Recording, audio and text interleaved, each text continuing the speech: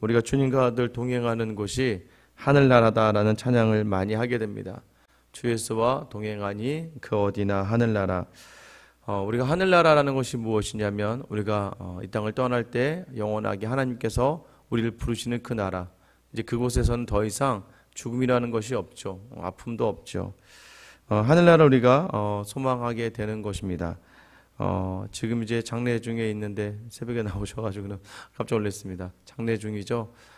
장례 중이더라 할지라도 우리가 소망이 있고 평안이 있는 이유는 그 아픔을 넘은 영원한 생명과 또 영원한 하나님의 그 사랑이 우리와 함께 하시기 때문에 우리가 아무리 장례 중일더라도 사람들이 죽음이라는 그 끝선에서 모두가 다 자포자기하고 실족하고 또는 넘어질 수 있지만 그러나 우리에게 평강과 평온이 있는 이유는 아버지 하나님께서 함께 하시고 또 특별히 어떤 성도의 모든 자리를 책임져 주시기 때문입니다.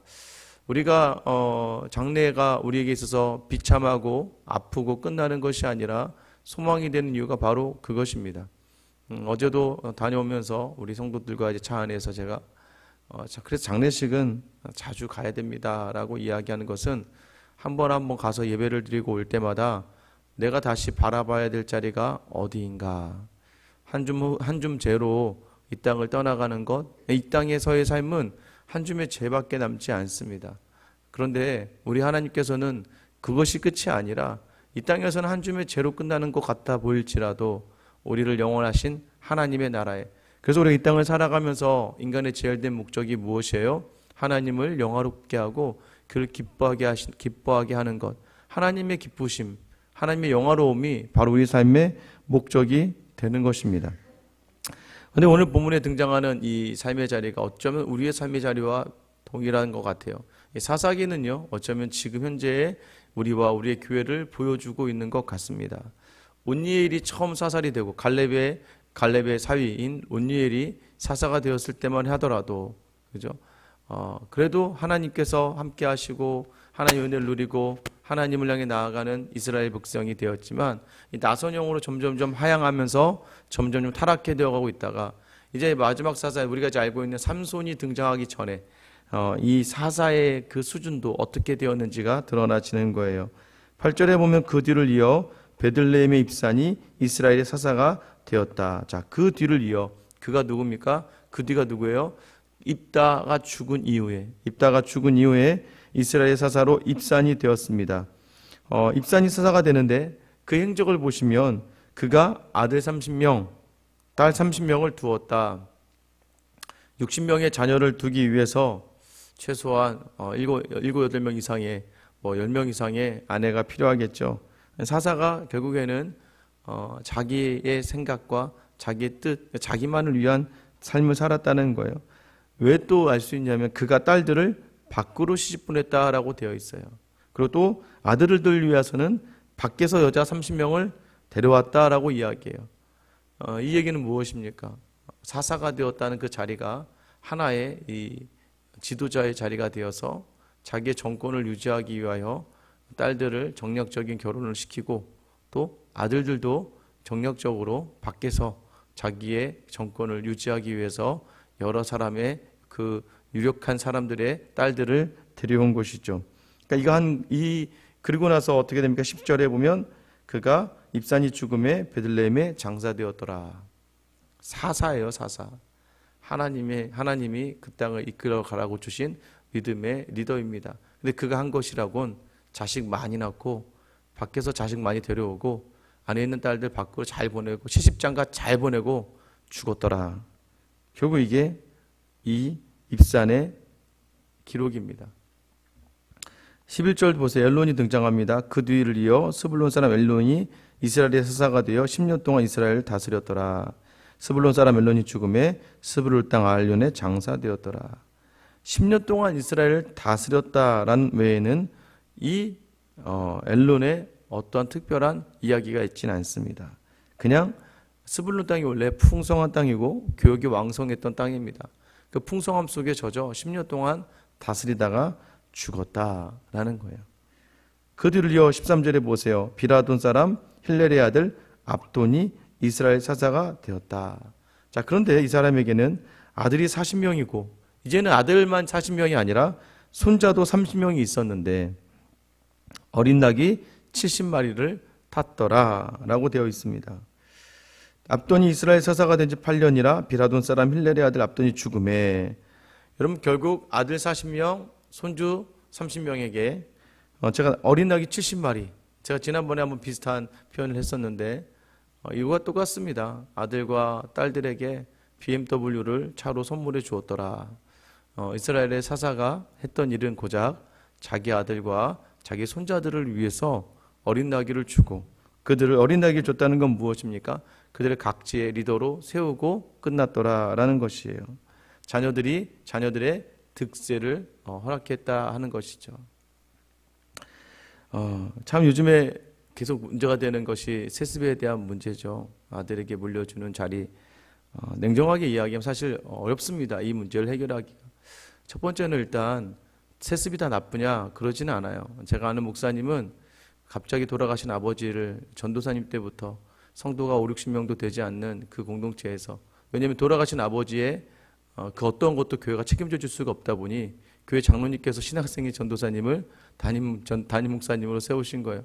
사실 굉장히 똑똑하고 지금 대학교에서 가르치는 정도로, 그리고 굉장히 유능하신 분인데 지금 매일 겨울만 되면 손수 장작을 패서 그 교인들이 겨울에 쓸 장작을 매일매일마다 패는 일을 해요.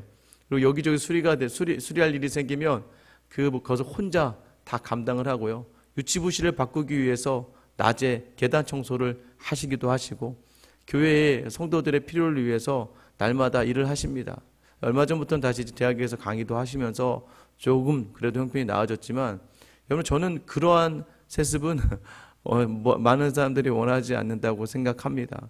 그럼에도 불구하고 그러한 자리를 묵묵하게 감당해내는 목사님들을 보면 참 대단하다. 아무도 가지 않으려고 하는 자리, 아무도 갈 수 없는 자리를 가서 교회를 섬기는 것은 대단한 것 같아요. 그런데 또 한편으로 세습은 아쉬운 것은 무엇이냐면, 여러분 너무 큰 교회는요 아무나 갈 수 없어서 문제입니다. 왜 아무나 갈 수 없을까요? 이전에 계시던 목사님이 너무 세고 너무나 그 이름이 유명하셔서 후임 목사님들이 견딜 수가 없는 거예요.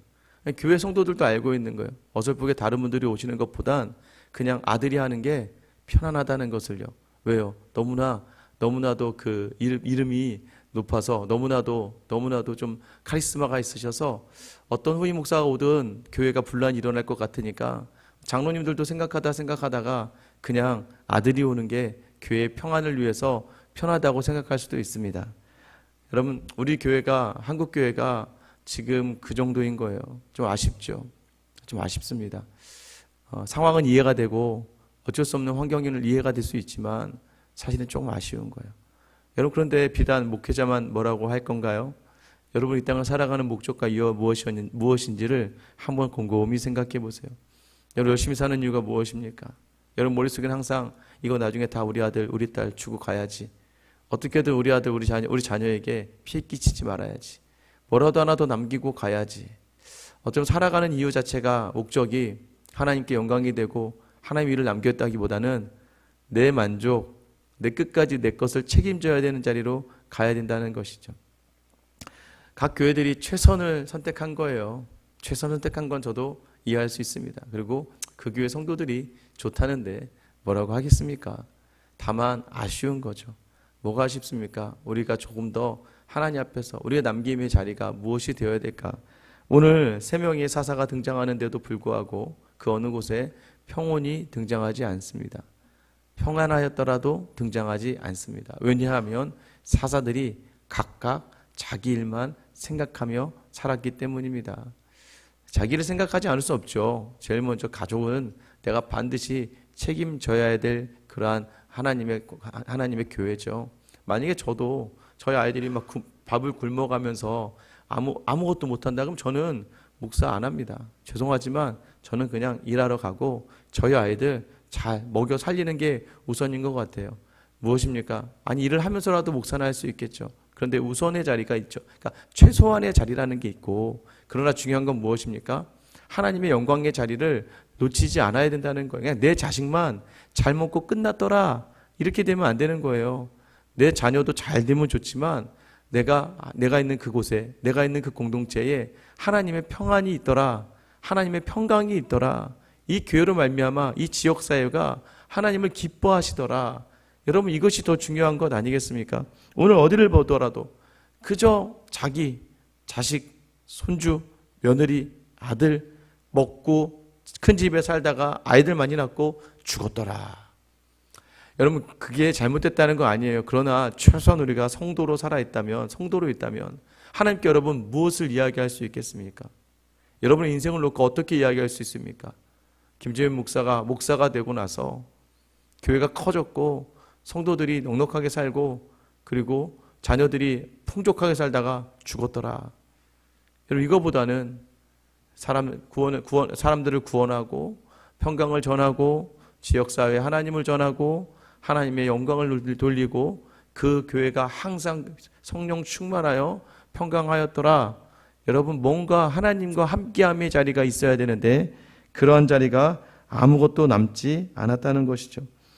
특히 본문에는 무엇입니까? 하나님이 일하는 곳이 없어요. 어느 곳에도 하나님이 개입하셨다라는 내용이 하나도 등장하지 않아요. 그래서 여러분, 우리에게 허락하신 자리가 하나님이 함께 하시기 위한, 그래서 우리의 삶의 자리에 결핍을 주시는 거예요. 우리 결핍을 통하여 하나님이 채우시고 채워주신 하나님께 영광 돌리고 그 하나님을 위하여 나아가는 자리들. 그래서 하나님은요, 우리를 강제적으로 끌어오지 않으십니다. 하나님께서는 우리를 계속해서 하나님의, 우리 스스로가 인격적으로 자발적으로 하나님을 받으며 하나님을 향한 자리에 서기를 원하십니다. 여러분, 오늘 여러분 삶의 자리에 한번 돌아보세요. 어제 하루는 여러분의 하루의 처음과 끝에서 하나님이 있었습니까? 하나님이 함께 하시는 삶, 하나님이 주신 평안이 있더라. 여러분, 우리의 삶의 자리가 계속해서 하나님과 함께하는 삶이 되어야 되는 거예요. 그러면 그 어디나 하늘나라가 되는 것이고 그 끝에서 하나님이 우리를 향해서 칭찬하시고 우리를 향해서 만져주시고 어루만져 주시며 우리를 받아주시는 것, 그 하늘나라를 바라며 사는 것 아니겠습니까? 하나님이 없는 자리에는 평안도 평강도 없습니다. 오늘 이 땅의 것들을, 나의 만족의 것들을 채우면 그것이 다 좋을 것 같지만 여러분의 간절히 부탁하는 것은 여러분 안에 먼저 하나님으로 채워지면 이 땅에 결핍이 있다 할지라도 하나님이 채워주시는 평강이 우리와 함께 하실 때 우리의 모든 삶의 자리가 기쁘고 즐겁고 감사가 있고 보람이 있는 겁니다. 오늘 이 시간, 오늘 하루 여러분의 하나님을 담으시며 여러분 삶의 자리에서 그 하나님을 놓치지 않는 삶, 그럴 때 비로소 내 공동체가, 내가 속한 가정과 직장과 이 교회가 평안과 평온이 있는 거예요. 하나님이 있는 삶, 오늘도 그 하나님의 삶을 살아가는 저 여러분 되시길 예수님의 이름으로 축원합니다. 자, 기도하겠습니다. 하나님, 이 땅을 살아가면서 다시 한번 우리가 확인하는 자리는 하나님이 없는 자리는 평안이 없다는 것입니다.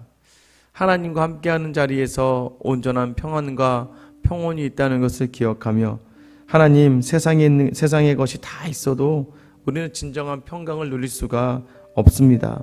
하나님, 아무리 우리가 생각하는 암담하고 참혹하고 정말 비참한 자리라 할지라도 그곳에서 우리가 평안을 누릴 수 있는 이유는 바로 우리에게 샬롬을 허락하시는 하나님이 계시기 때문입니다. 오늘 하나님, 우리의 삶의 자리에서 다시 평안이 사라졌습니까? 우리에게 하나님을 놓쳤기 때문인 그 자리를 다시 회복하며 오늘 하루 삶의 모든 자리 하나님과 함께 나아가는 귀하고 복된 우리의 삶이 되게 하여 주시옵소서. 그리하여 하나님만 더불어 하나님과 함께 평안한 삶을 누리는 귀하고 복된 하루가 되게 하여 주시옵소서. 감사하며 예수님의 이름으로 기도드립니다. 아멘.